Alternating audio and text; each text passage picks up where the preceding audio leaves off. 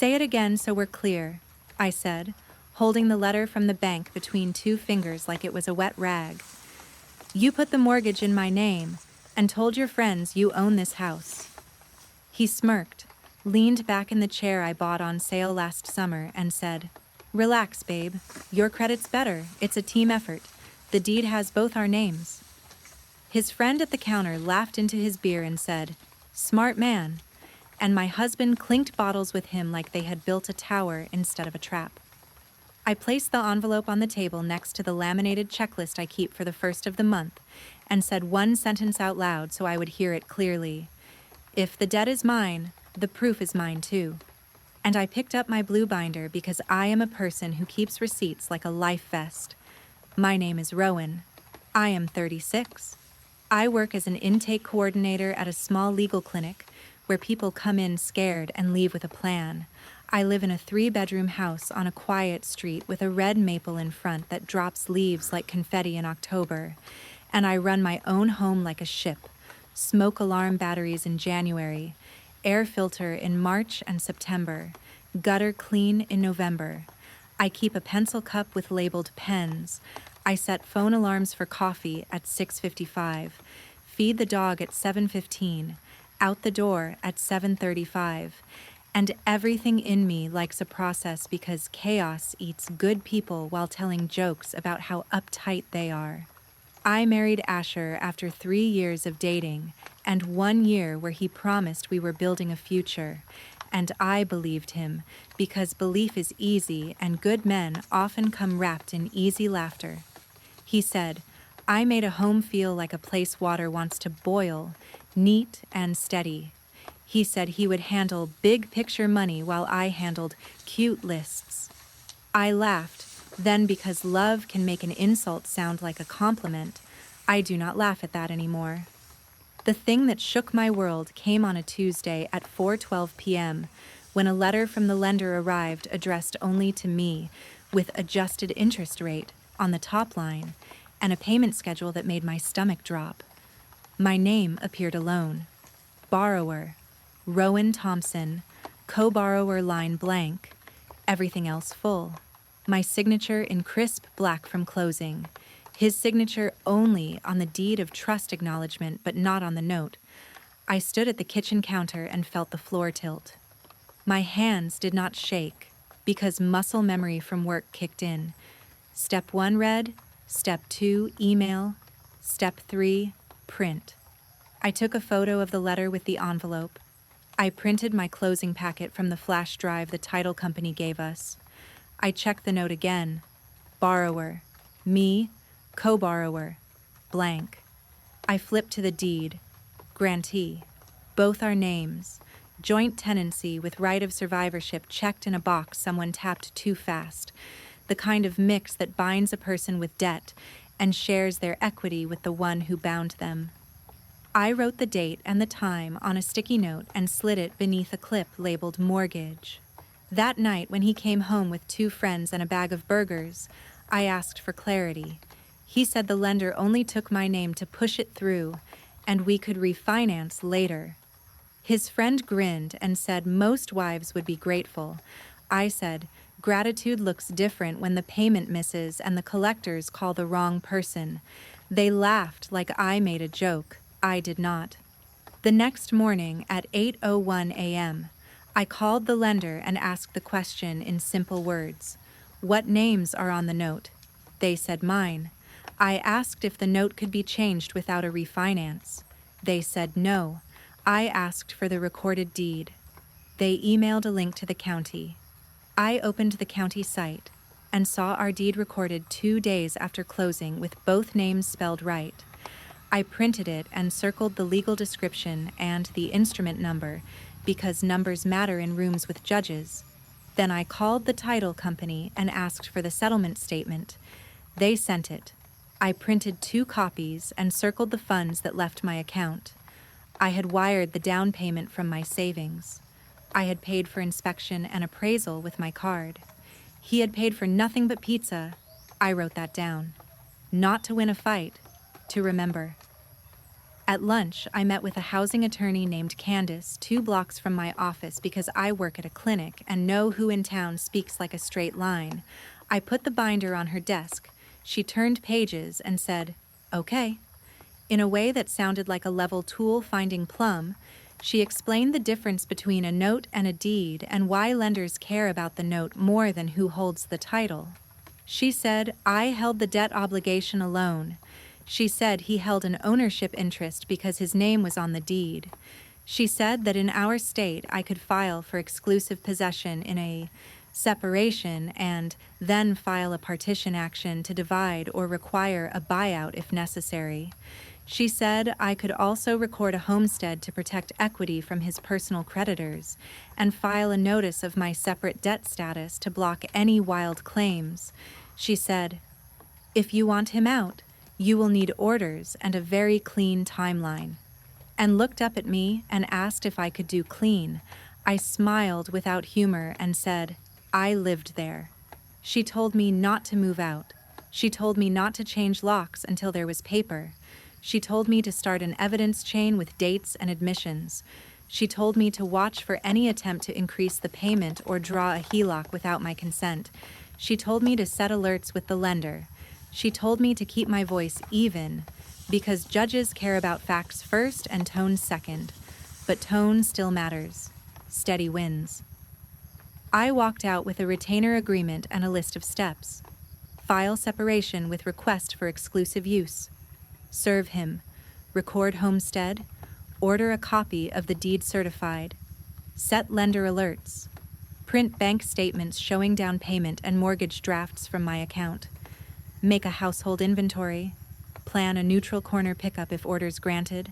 Schedule a civil standby for the lock change after the order. Prepare a simple eviction process if he refuses to leave when ordered. Because eviction is not just for strangers.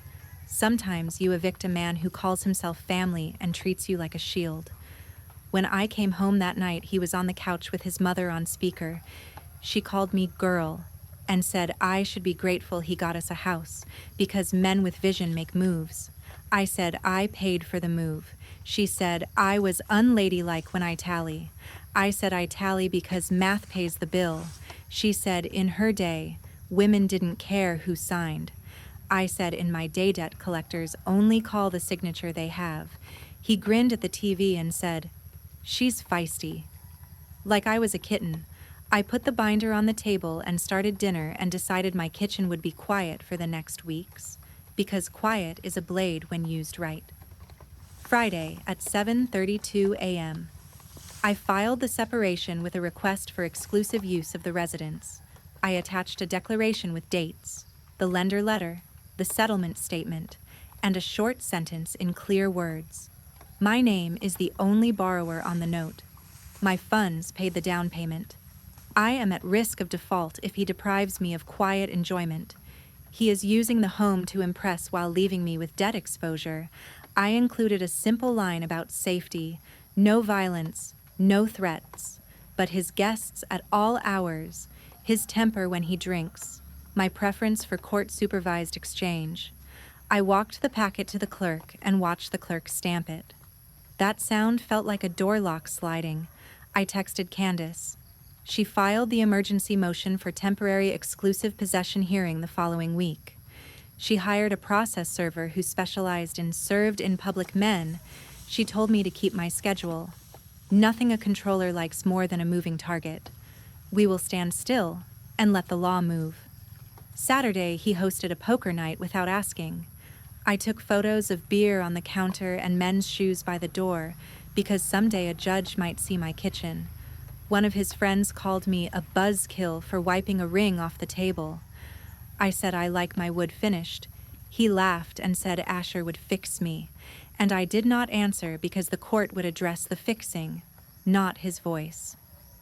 Sunday, I took the dog to the park and sat on the bench with a thermos and made a list labeled house, facts, loan in my name, deed both, down payment me, mortgage drafts me, insurance me, utilities me, HOA me, improvements me, paint me, trim me, whose sweat, mine, who posts photos calling it his house, Him, not for the judge, for me, because narrative controls soft rooms and I will not let lies introduce me to myself. Monday morning, the process server texted Candace. Served, with a smile in the message and a location pin at his gym at 8:04 a.m., Candace forwarded it and said, "Now breathe." And I did. I also downloaded the app from the lender and set push alerts for any attempt at loan changes. I called the insurance company and added a note that any claim must be signed by me. I asked if my home policy listed any other insureds. It did not.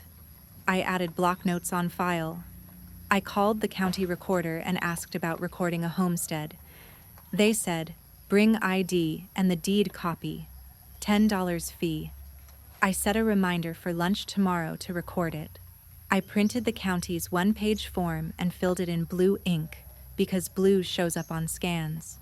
He came home that night with defiance painted on his face like he had rehearsed a role. He waved the papers and said I was dramatic and mean. He said his mother cried. He said nothing. About the note that said only my name, he said our house twice and my house once out of old habit. He said I would ruin his credit if I messed up. I said the lender does not know his name. He said we could refinance soon. I said now. He said, rates are bad. I said honesty is good. He stormed out and slammed the door. The dog barked once and then leaned on my leg. I put my hand on his head and thought about keys. The week to the hearing stretched like taffy, and then snapped back. I went to work and scheduled intakes, and told a young man where to find free notary. I went to the recorder on lunch break and recorded the homestead. The clerk stamped the corner and slid it back and said, "Smart." Under her breath, because women at counters know which request holds a sleeping life, I scanned it and emailed Candace. She said good. She asked me to start a household inventory by room. I walked the house and spoke into my phone camera. Couch gray, purchased June 14th for $899. Receipt in binder, dining table walnut, purchased used $300. Bed frame, dresser, lamps, rugs, vacuum, dishes, art, tools, measuring cups, ladder, paint. List grew. Voice stayed flat. I saved the video to an external drive and labeled the file with the date. At night, I slept on the edge of the bed because he tossed and muttered. He said, "My house," in his sleep, and I stared at the ceiling and recited the loan number like a prayer. The lowest dip hit on Thursday, when a notice pinged from the lender that an inquiry had been made to explore equity options. I called. They confirmed someone had called with my address and asked about an equity line. They had denied the request because the caller could not verify the borrower. I thanked them and documented the time and the agent's name. I emailed Candace. She replied with a rule number and said we would add it to the packet. Pattern of risk? She underlined the words "without consent," because those words sit heavy in court. The night before the hearing, he tried sweet. He brought home takeout from my favorite place and set the table. He said he would fix the paperwork later. I asked when. He said, after the guys' trip. I asked if he posted another photo of his house.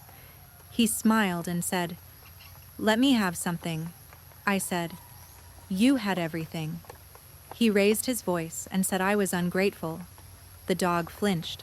I stood, took my plate to the sink, and said, "Tomorrow at 9, and went to the spare room and rehearsed answers.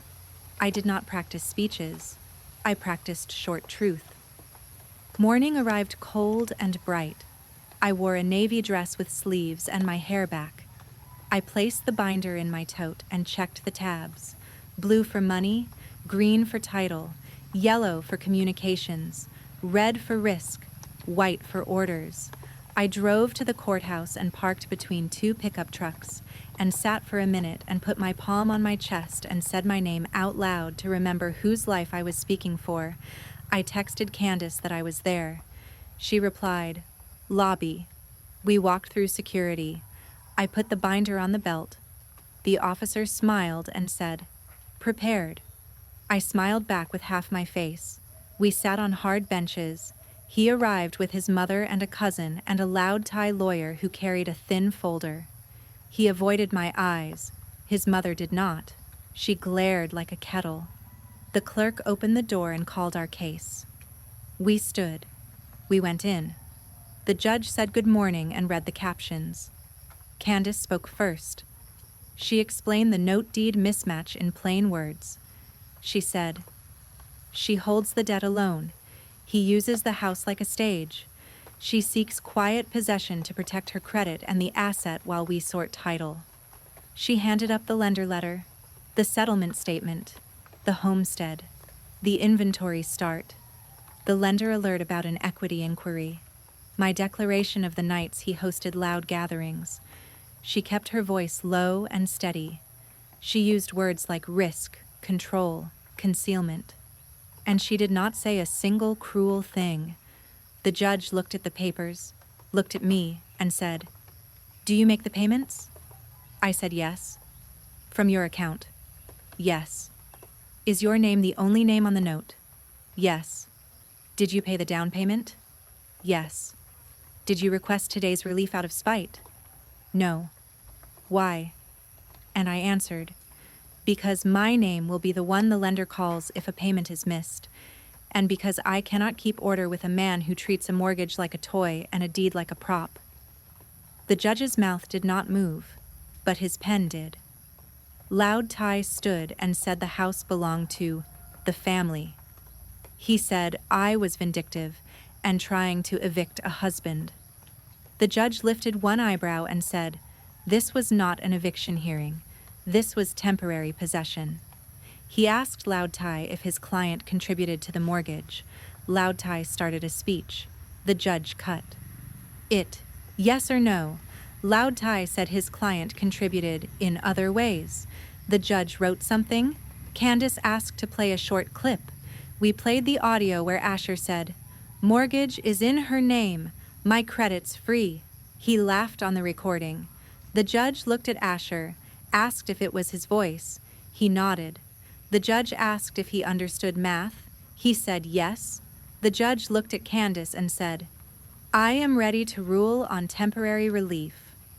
He granted me exclusive possession of the residence pending further orders. He enjoined Asher from damaging, removing, or obstructing access. He ordered a neutral civil standby for a pickup of personal items. He ordered no parties, no overnight guests, no social posts tagging the home. He told me I could change locks after the pickup with a civil standby, and to provide one access window supervised by an officer for any additional retrieval. He said we would address title and equity at a later hearing, and noted that the evidence showed a significant risk to my credit. He said words like, "not a close call." He added a line about temporary support for half the utilities since he would not be residing there, and the mortgage flow made that fair. He set a mediation deadline.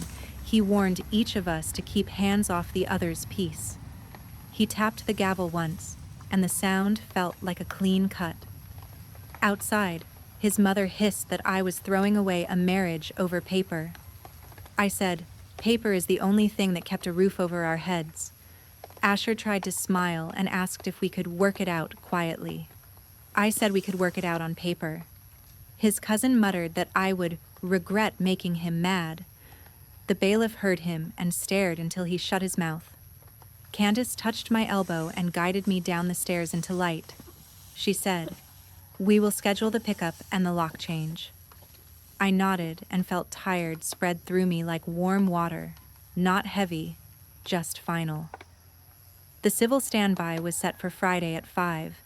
I wrote the list of items he could collect: clothes, tools, personal electronics, the band posters, his childhood photo album.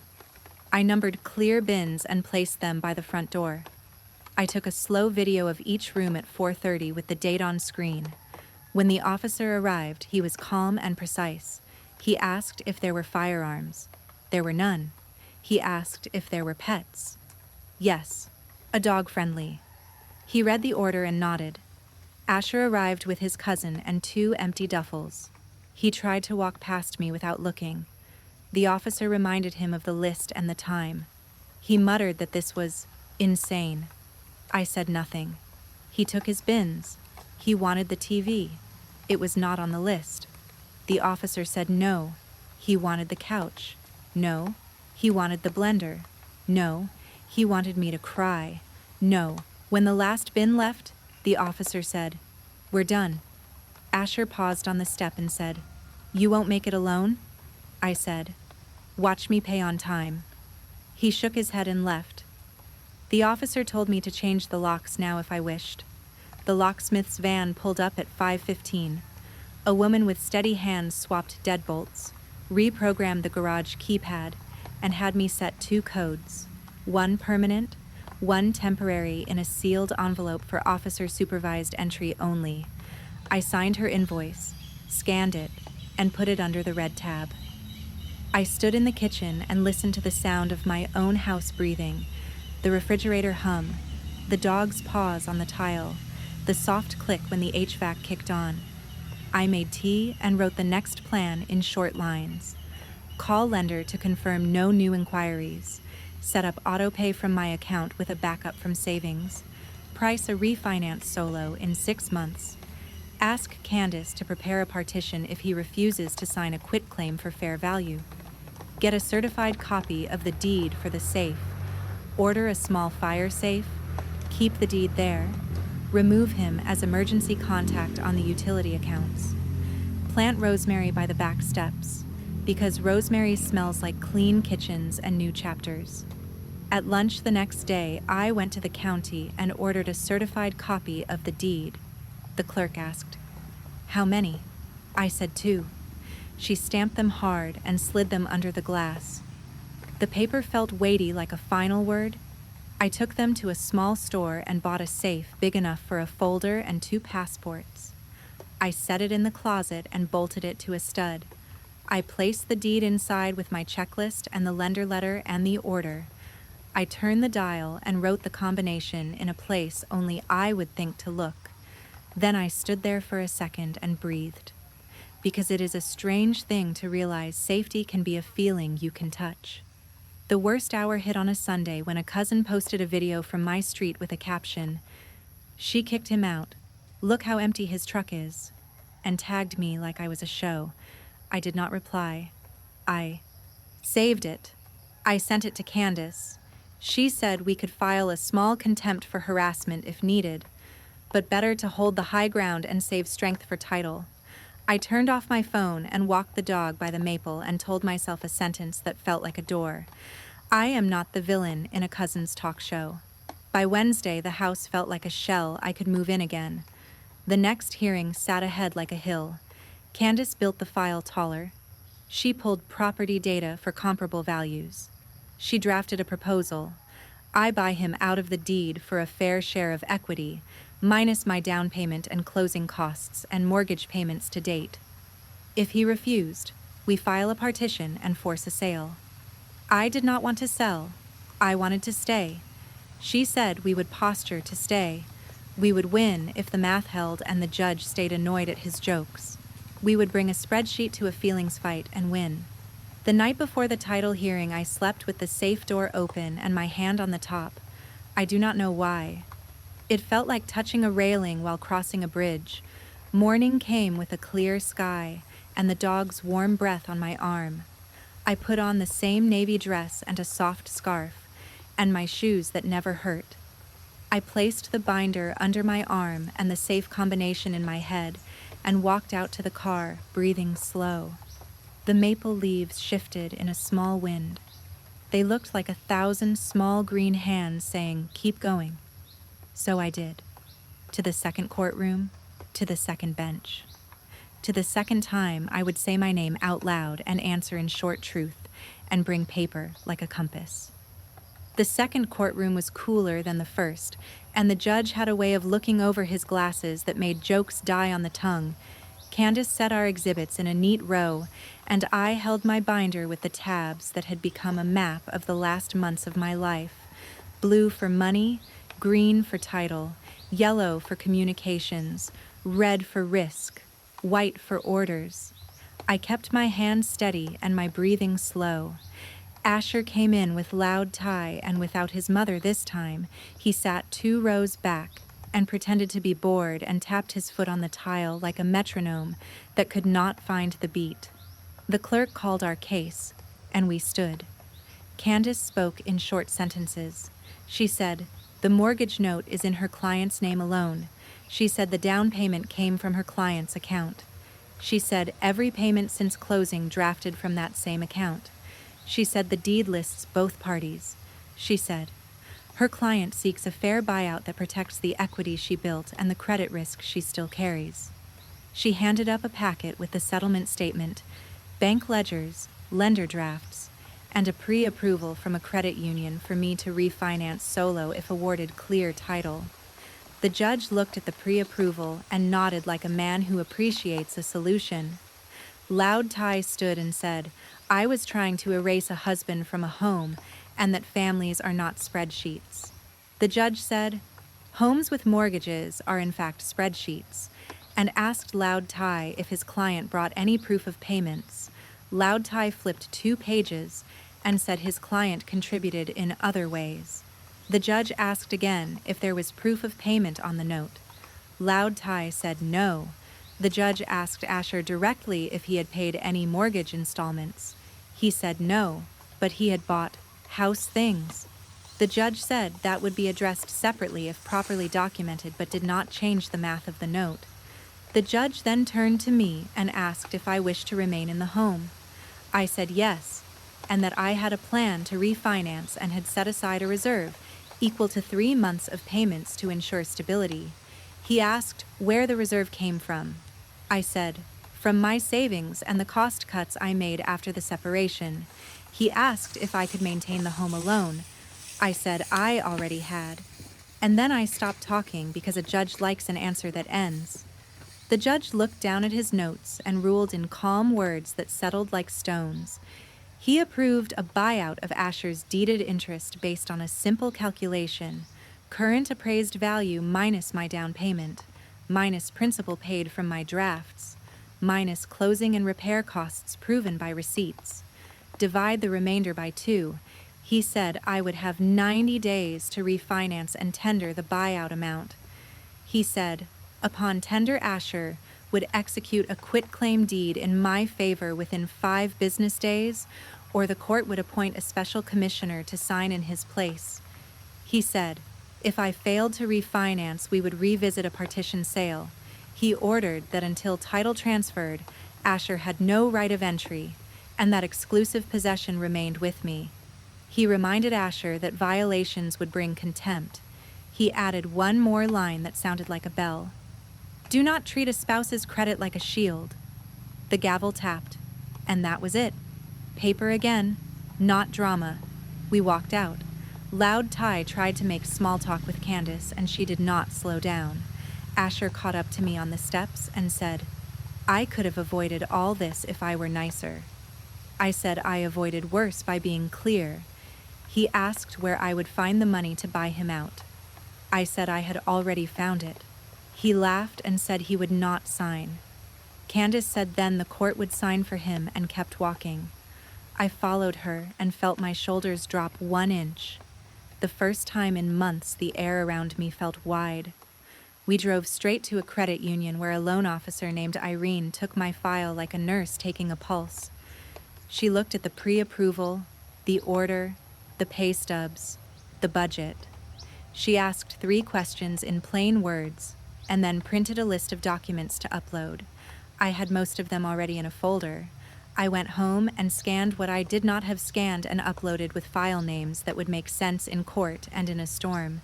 She called the next morning and said the refinance application was locked and that an appraiser would come Thursday at 10. I swept the porch and watered the maple and put fresh batteries in the smoke detector because I wanted the house to show like it was what it had been for me, a place that held. The appraiser walked through and measured rooms and took photos of corners and wrote down things that were obvious to me and necessary to them. Outside, he asked how long I had lived there. I said long enough to learn which window catches if you do not lift. First, He smiled and said, "Every house teaches its person something." The report came back at a number that made my throat tight with relief. Enough to cover the buyout on the judge's math. Enough to keep a small cushion. Irene called and said, "We were go for disclosures?" I e-signed. She scheduled the closing for the refinance 2 weeks out, and the lender sent a wire checklist. I made a fresh tab labeled refi and put a clean sheet behind it with boxes I could check in blue pen. Escrow opened, title pulled, payoff ordered, deed prep, quit claim waiting. The waiting part belonged to Asher now. His attorney sent a sputtering letter about his feelings, and Candace replied with the order and a calendar. He sent a message that said he would not sign anything until he saw every receipt for every screw I ever put in the wall. Candace said we would provide what the order required, and not one page more. The day the refinance funded, Irene emailed a congratulations that felt like a sky-changing color. Escrow wired the old loan closed and prepared the deed of trust for my new loan with only my name on the note, and recorded both. The clerk at the county stamped a new instrument number and then sent the quit claim for Asher to sign. He did not sign. He typed a long text about principal. I did not answer. The 5th business day came and went. Candace filed a short motion for appointment of a special commissioner to execute on his behalf. The judge signed it that afternoon with a sentence I will never forget because it was efficient and gentle. The law will not wait for a tantrum. The special commissioner came to the title office with a neat tie and a steady hand and signed Asher's name with a suffix that showed his authority. The clerk recorded the quit claim at 3:22 p.m., and the title officer slid the certified copy across the table to me. Grantee, Rowan Thompson, alone. I drove to the small store where I bought the safe, and I bought another safe for the garage documents because redundancy is a kind of love. I went home, opened the closet, put the new deed next to the certified copies, closed the door, spun the dial, and leaned my forehead on the cool metal for a second because relief is also a temperature. 2 nights later at 11:40 p.m., I heard a rattle at the back door. The camera flashed on and sent the alert. I saw the outline of a man who looked like a plan failing. I called the non-emergency line and gave the case number and the order, and an officer arrived quiet in the night and asked the man to leave. The man said it was his house. The officer said the judge disagreed and tilted his flashlight at the small red light on the camera and said there was no version of this where he won tonight. The man left. I forwarded the officer's card to Candace. She filed a note. The judge issued a warning without a hearing. Do not come back. Asher did not come back. The eviction part came without drama, because paper made it so I did not have to shout. The locks did their job. The order did its job. The clerk did her job. The safe did its job. We moved through the next weeks like a crew at a dock. Tie off. Check line. Step. I set up autopay on the new loan and watched the first draft with a mix of pride and tired that felt like finishing a long run. I opened a new account labeled Home Reserve and moved a small amount each month that I would not touch. I updated the insurance with the new mortgagee clause and removed anyone who was not me. I took the dog to the vet. I replaced the HVAC filter. I fixed a loose hinge on the pantry door with 3 screws.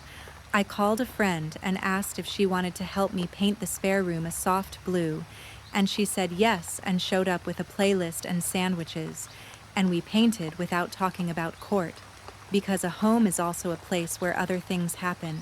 The maple outside turned from green to flame to a deep red that made the sidewalk look like a welcome mat. Someone kept sweeping clean. I planted rosemary by the back steps and brushed it with my hand every time I passed, because the smell is the opposite of panic. It smells like kitchens where someone is safe.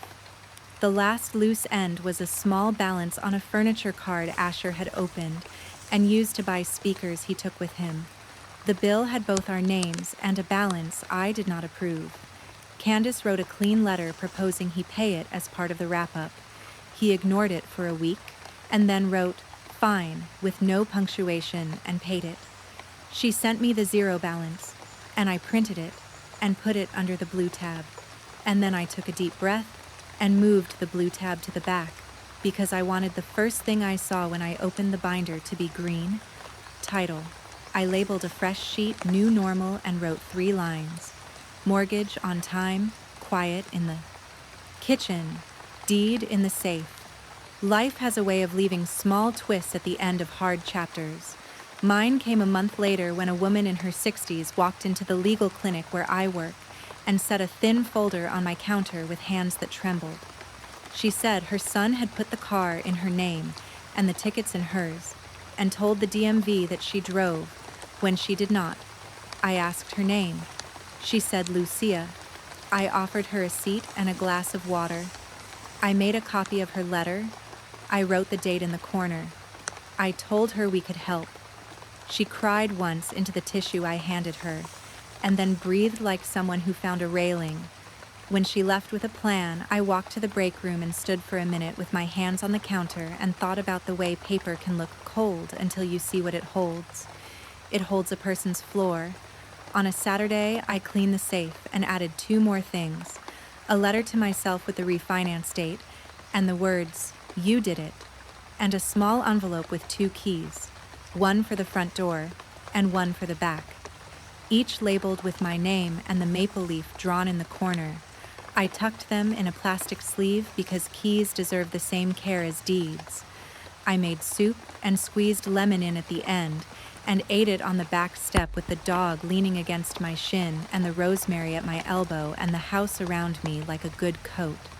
I still get flyers from realtors. They say the market is hot, and if I ever want to cash out, they have buyers. I put them in the recycling with a small smile because my house is not a chip. It is a place. Some nights I sit in the driveway and watch the porch light turn the maple leaves into coins, and I think about the first night with the bank letter and the way my voice did not shake when I said, "If the debt is mine, the proof is mine too." I think about the judge's pen and the officer's calm, and Candace's clear sentences, and Irene's checklists, and the locksmith's steady hands, and the clerk's stamp, and the camera light, and the safe dial, and the rosemary smell, and the dog's weight on my leg. And then I think about one more thing, the thing that kept repeating in my head every time someone told me to be nicer. I do not owe anyone my credit score. Months later, Asher sent a photo of a rental kitchen with a caption that said, "Grind time," and I did not feel glee, I felt distance. He sent a follow-up that said he wanted to talk about getting back together. I did not answer. Silence is a boundary too, when the paper is already done. I blocked his number because peace is a resource you do not spend to be polite. I changed out the old porch bulb for a warm one and sat on the step while the sky went slate, and then navy, and then velvet. I did not need to post anything. The proof was in a metal box behind my closet shoes and in the auto-pay email that comes at 12:06 a.m. on the 1st, and in the way the dog does not startle at a rattle on the door because there are no rattles. There is only the click of a lock that belongs to me. Sometimes friends ask if I would do it all again if I had to. I say, I hope I never have to, but I would, because the process is the point. You learn to gather facts, to speak in short truth, to stand where the law can see you, to accept help when people offer it, and to refuse noise when people throw it. You learn that eviction is not rage. It is a form signed by a judge and a key turned by a locksmith. At 5:17 p.m. on a Friday with an officer on the walkway and a woman inside her kitchen making tea while the maple leaves fall outside. You learn that a safe can hold paper and a promise at the same time. And you learn that a home is not a stage for someone else's story. It is the place you choose to live, the one you write yourself. I put the mortgage in my calendar on the 1st of each month. I put rosemary by the steps. I put the deed in my safe. And I put the man who treated my credit like a shield out of my house. And when the door closed, it sounded like a full stop at the end of a clean sentence I had been writing for a very long time.